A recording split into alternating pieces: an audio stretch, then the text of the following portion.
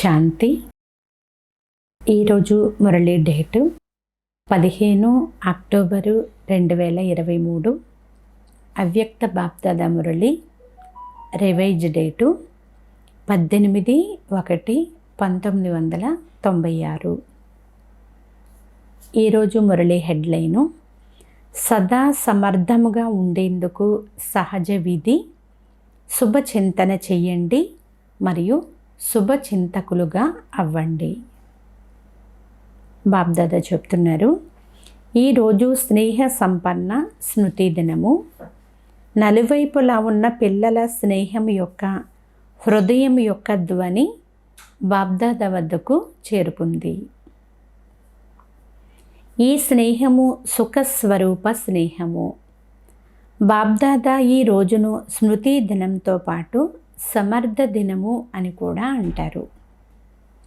ఎందుకంటే బ్రహ్మా బాబా సాకార స్వరూపంలో అన్ని కార్యాలను చేసే సమర్థతలను అనగా శక్తులను సాకార రూపంలో పిల్లలకు అర్పణ చేశారు. ఈ రోజును కొడుకు తండ్రిని ప్రత్యక్షం చేస్తాడు అనే వరదానం యొక్క రోజు అని అంటారు. సాకార రూపంలో పిల్లలను ముందుంచారు మరియు ఫరిస్తా రూపంలో తన పిల్లల సేవను మరియు విశ్వసేవను ప్రారంభించారు. ఈ జనవరి 18 బ్రహ్మా బాబా సంపూర్ణ నష్టోమోహ స్మృతి స్వరూపముగా అయిన రోజు. గీతలో 18 అధ్యాయాల సారము భగవంతుడు అర్జునుడిని నష్టోమోహ స్మృతి స్వరూపంగా తయారు చేశారు. కనుక ఇది 18వ తేదీకి స్మృతి చిహ్నము. బ్రహ్మా బాబాకు పిల్లల పట్ల ఎంత అత్యంత స్నేహం ఉండేదో, సదా సేవకు నిమిత్తమైన పిల్లలను ఎంతగా గుర్తు చేసుకునేవారో, ఎవరైతే అనుభవీ పిల్లలున్నారో వారందరికీ ఇది అనుభవమే కదా. మోహము ఉండేది కాదు, కానీ హృదయపూర్వకమైన ప్రేమ ఉండేది. ఎందుకంటే ఎందులో అయితే తమ స్వార్థం ఉంటుందో దానిని మోహము అని అంటారు. బ్రహ్మా బాబాకు తన స్వార్థం ఉండేది కాదు, కానీ సేవార్థముగా పిల్లలపైన అతి స్నేహం మాత్రం ఉండేది. అయినా జతలో ఉంటూ పిల్లలను ఎదురుగా చూస్తూ కూడా దేహ రూపాల స్మృతి అయితే సతాయించలేదు.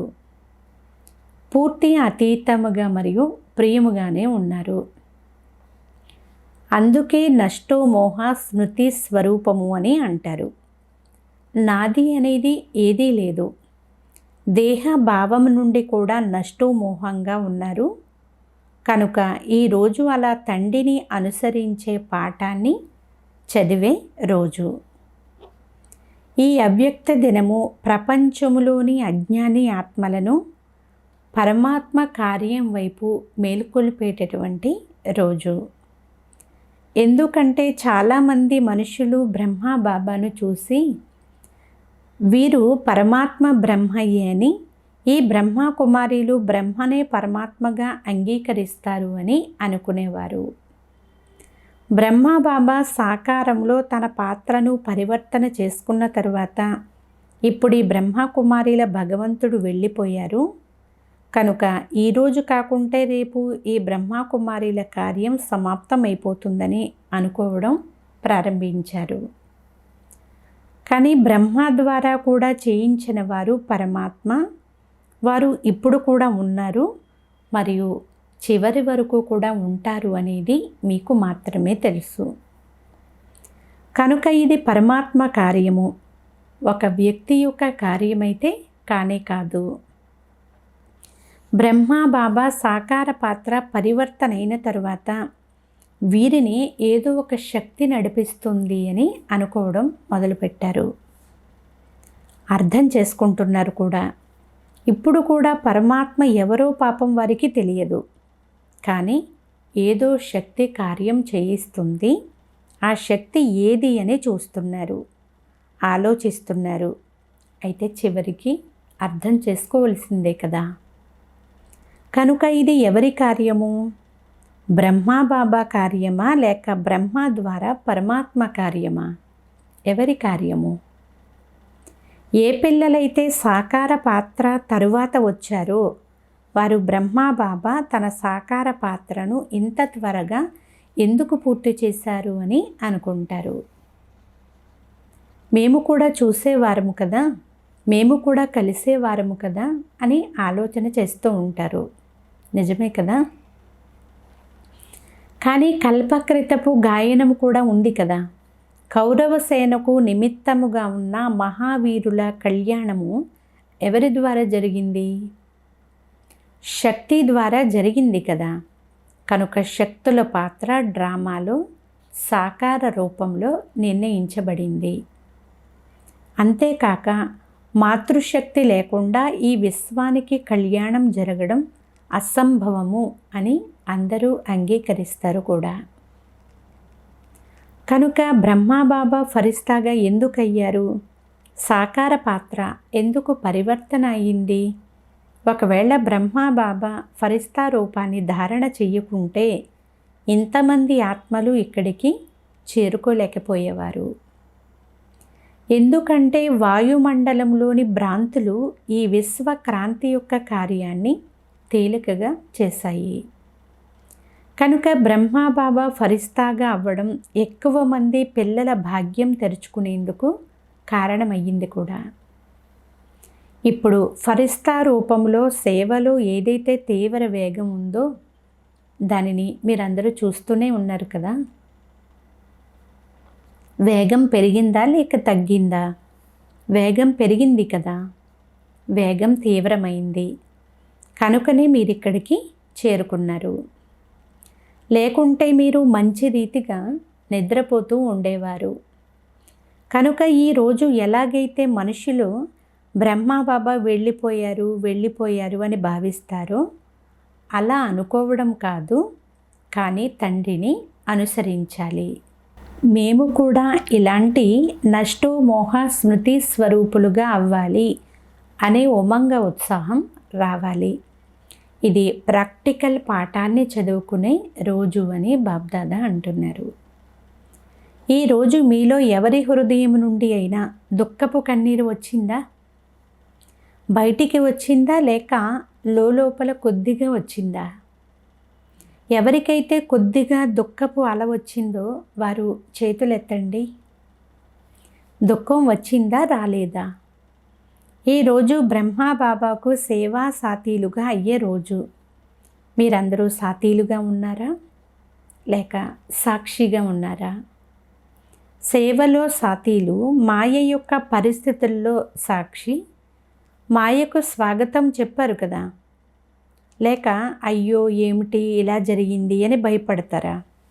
కొద్దిగా భయపడతారా? మాయ యొక్క తేలిక రూపాలనైతే మీరు కూడా తెలుసుకున్నారు, మరియు మాయ కూడా వీరికి తెలిసిపోయింది అని అనుకుంటుంది. కానీ ఏదైనా మాయ యొక్క భయంకర రూపం వచ్చినప్పుడు సదా సాక్షిగా అయి ఆటను ఆడుతూ ఉండండి. ఉదాహరణకు కుస్తీ ఆట ఉంటుంది కదా, చూసారా లేక చూపించమంటారా అని బాబ్దాదా పిల్లల్ని అడుగుతున్నారు. ఇక్కడ పిల్లలు చేసి చూపిస్తారు కదా, అలా ఇది ఒక కుస్తీ ఆట. మేము మాయతో కుస్తీ ఆటను ఆడుతున్నాము అని భావించండి. మాయను బాగా కొట్టండి, కానీ మీరు మాత్రం భయపడకండి. ఇది ఒక ఆట. సాక్షిగా అయ్యి ఆట ఆడితే మజా వస్తుంది. అలా కాకుండా మాయ వచ్చేసింది అని అనుకుంటే భయపడతారు. మాయలో అయితే ఇప్పుడు ఎలాంటి శక్తి లేదు.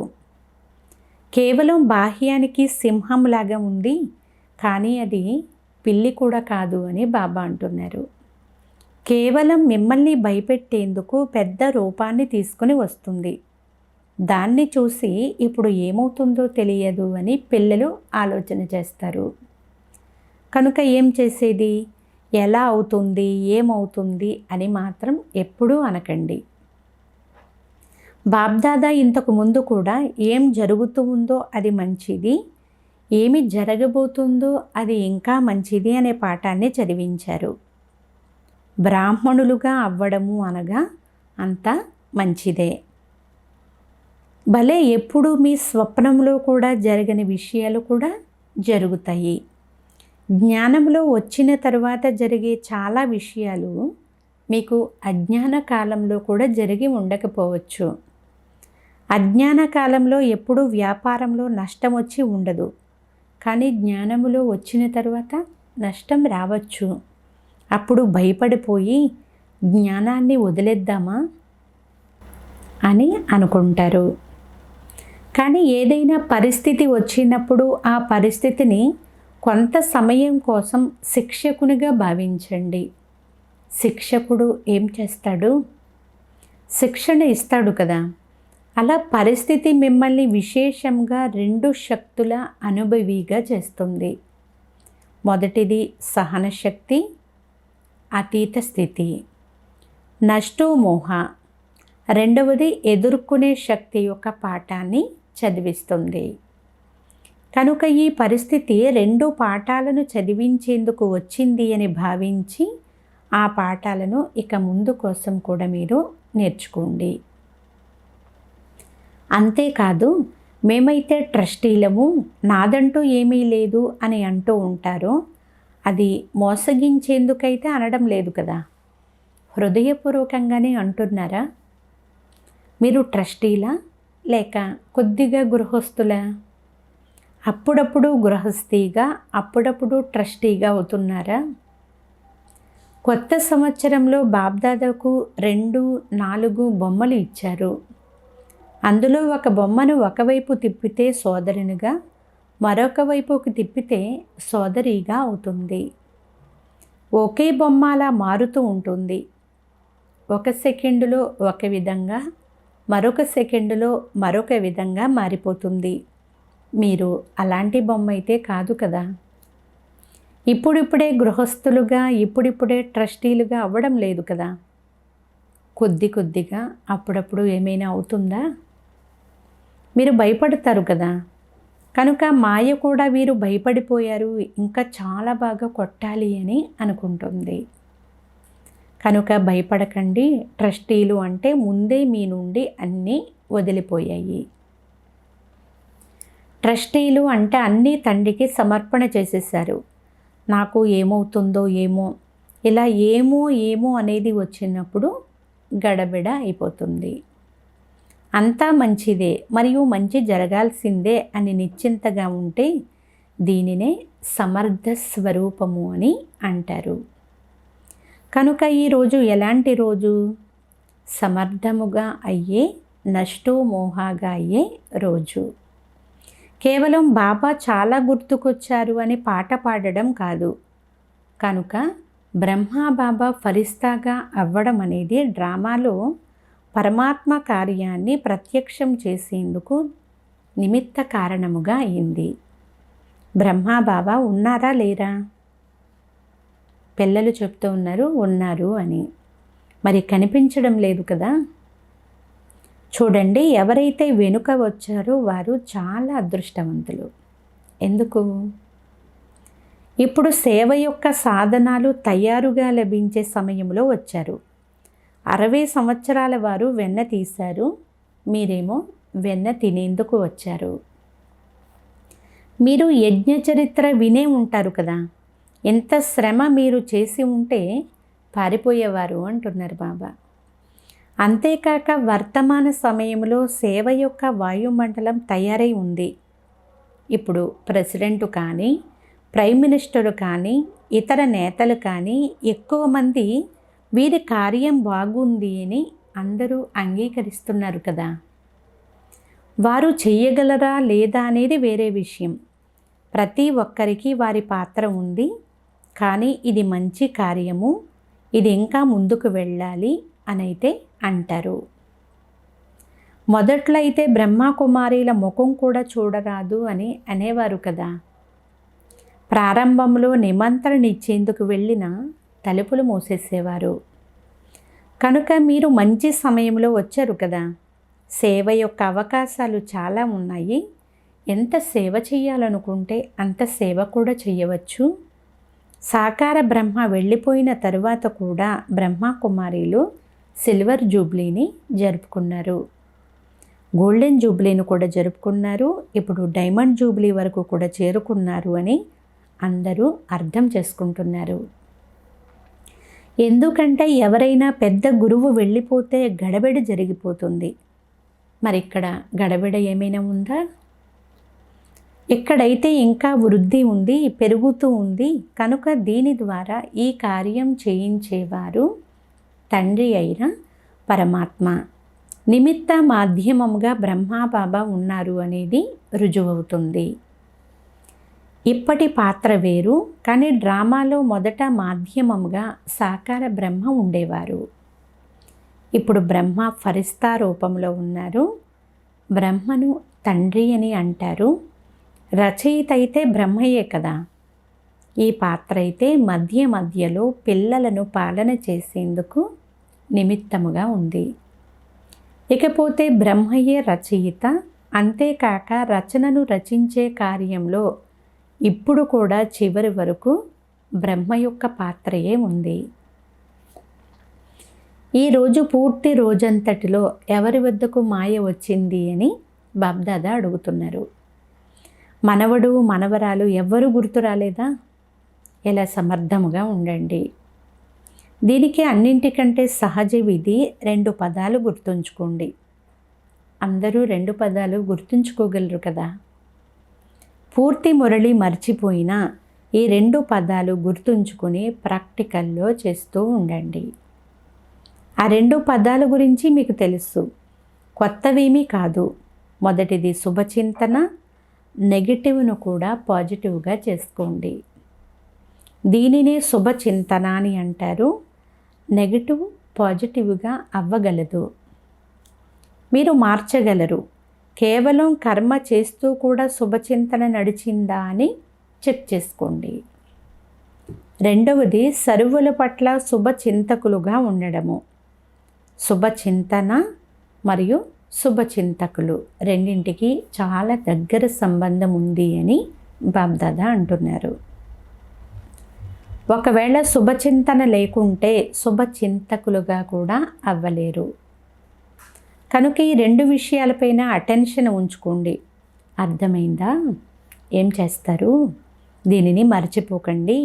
ఎందుకంటే ఇప్పటి సమయాన్ని గమనించినప్పుడు చాలా సమస్యలు ఎలాంటివి వస్తున్నాయి అంటే మనుషులు మీ వాచా ద్వారా అర్థం చేసుకోరు. కానీ శుభచింతకులుగా అయ్యి శుభ వైబ్రేషన్లు ఇచ్చినట్లయితే తప్పకుండా మారిపోతారు. అంతేకాక ఒక విషయం నుండి ముక్తులుగా కూడా అవ్వాలి. ఈ బ్రాహ్మణ జీవితంలో మీరు ముక్తులుగా అయ్యేవారే కదా. 9 విషయాల నుండి ముక్తులుగా అవ్వాలని తెలిపించాము. ఒకవేళ ఈ 9 విషయాల నుండి ముక్తులుగా అయితే నవరత్నాలుగా అవ్వగలుగుతారు. ఈరోజు బాబ్దాదా ఒక విషయాన్ని గుర్తు ఇప్పిస్తున్నారు. ఎప్పుడైనా ఏదైనా శారీరక జబ్బు ఉన్నా, మానసిక తుఫాను ఉన్నా, శరీరంలో అలజడి ఉన్నా, ప్రవృత్తిలో అలజడి ఉన్నా, సేవలో అలజడి ఉన్నా, ఏ ప్రకారమైనటువంటి అలజడి ఉన్నా ఎప్పుడూ మనసును బలహీనం చేసుకోకండి. విశాల హృదయం కలవారిగా అవ్వండి. తండ్రి హృదయము ఎంత ఉంది? చిన్నదిగా ఏమైనా ఉందా? తండ్రి విశాల హృదయం కలవారు, కానీ పిల్లలు చిన్న హృదయం కలవారిగా అయిపోతారు. జబ్బు వచ్చింది అనుకోండి, ఏడవడం ప్రారంభిస్తారు. నొప్పిగా ఉంది, నొప్పిగా ఉంది అని అంటారు. ఇలా మనసును బలహీనం చేసుకుంటే అది మందుగా ఏమైనా అవుతుందా? దాని వలన జబ్బు వెళ్ళిపోతుందా లేక పెరుగుతుందా? లెక్కాచారం వచ్చినప్పుడు, నొప్పి కలిగినప్పుడు అది లెక్కాచారం వచ్చినట్లే కదా. కానీ మనసును బేజారు చేసుకోవడం ద్వారా ఆ జబ్బును ఇంకా పెంచుకున్నట్లే అవుతుంది. కనుక ధైర్యవంతులుగా అయితే తండ్రి కూడా తప్పకుండా సహయోగమును ఇస్తారు. ఒకవైపు అయ్యో ఏం చేసేది అని ఏడుస్తూ ఉంటారు. మరొక వైపు తండ్రి సహయోగమే చేయడం లేదు అని అనుకుంటారు. ఎవరైతే ధైర్యం ఉంచుకుంటారో వారికి సహయోగం కూడా లభిస్తుంది. మొదట పిల్లల ధైర్యము, తరువాత తండ్రి సహయోగము. కనుక మీరు ధైర్యాన్ని కోల్పోయి తండ్రి సహయోగం అయితే లభించనే లేదు, తండ్రి కూడా సమయానికి చెయ్యరు అని అనుకుంటారు. సగం వాక్యమునే గుర్తుపెట్టుకోకండి. తండ్రి సహయోగం ఇస్తారు, కానీ ఎవరికి? కనుక సగం మర్చిపోతారు, సగం గుర్తుపెట్టుకుంటారు. బాబా ధైర్యాన్ని ఎవరికి ఇస్తారు? బాబా కూడా మహారథులకే సహాయం చేస్తారేమో, మాకైతే చెయ్యరు, మాకు ఇవ్వరు అని చాలామంది పిల్లలు ఇలా భావిస్తూ ఉంటారు. బాబాకైతే మొదట మీరు, ఆ తర్వాతే మహారథులు. కానీ నిరాశ చెందకండి. ఒకవేళ మనస్సులో ఏదైనా చిక్కు సమస్య వచ్చినా అలాంటి సమయంలో నిర్ణయ శక్తి ఉండాలి. అయితే ఎప్పుడైతే మీ మనసు తండ్రి వైపు ఉంటుందో అప్పుడే నిర్ణయ శక్తి కూడా వస్తుంది. ఒకవేళ మీరు చిక్కు సమస్యల్లోనే ఉండిపోతే అవునా కాదా అనే చిక్కుల్లోనే ఉండిపోతారు. కనుక మనస్సులో నిరాశ చెందకండి. ధనము కూడా హెచ్చుతగ్గులు అవుతుంది. కోటీశ్వర్లకే జరుగుతున్నప్పుడు వారు ముందు మీరు ఎంత? ఇవన్నీ జరగాల్సిందే. కానీ ఎవరైతే తండ్రికి సాతీలుగా ఉన్నారో, సత్యమైన వారిగా ఉన్నారో, వారికి బాప్దాదా ఎలాంటి పరిస్థితుల్లోనైనా సరే రొట్టె పప్పు తప్పకుండా తినిపిస్తారు అని మీకు పక్కా నిశ్చయం ఉంది. 2 రకాల కూరలు తినిపించరు, కానీ రొట్టె పప్పు తినిపిస్తారు. అలాగని పనితో అలసిపోయి బాబా మాకు రొట్టె పప్పు తినిపిస్తారు అని మాత్రం మీరు కూర్చుండిపోకండి. ఇలాంటి సోమరులకు లేక నిర్లక్ష్యం కలవారికి లభించజాలదు. సత్యమైన హృదయం పైన సాహిబ్ రాజీ అవుతారు. పరివారంలో కూడా గొడవలైతే జరగాల్సిందే. అతి తరువాత అంతమవుతుందని మీరు అంటారు కదా, ఇప్పుడు అతిలోకి వెళ్తుంది మరియు వెళ్ళాల్సిందే. కనుక పరివారంలో గొడవలు జరగకుండా ఉండవు, జరగాల్సిందే.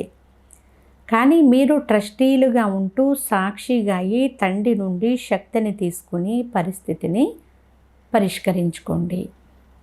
గృహస్థులుగా అయి ఆలోచించారు అంటే ఇంకా గడబిడవుతుంది.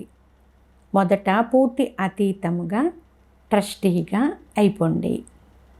నాది అనేది ఉండరాదు.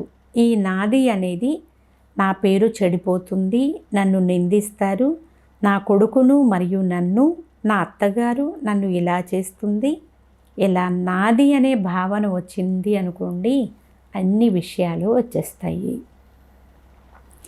నాది అనేది ఎక్కడ వచ్చినా అక్కడ బుద్ధి తిరిగిపోతుంది, మారిపోతారు. ఒకవేళ బుద్ధి ఎక్కడైనా చిక్కుకుని మారిపోయింది అంటే నాది అనే భావం వచ్చింది అని అర్థం చేసుకోండి. దానిని చెక్ చేసుకోండి. ఎంత పరిష్కరించాలని ప్రయత్నించినా అంతే చిక్కుపడుతుంది.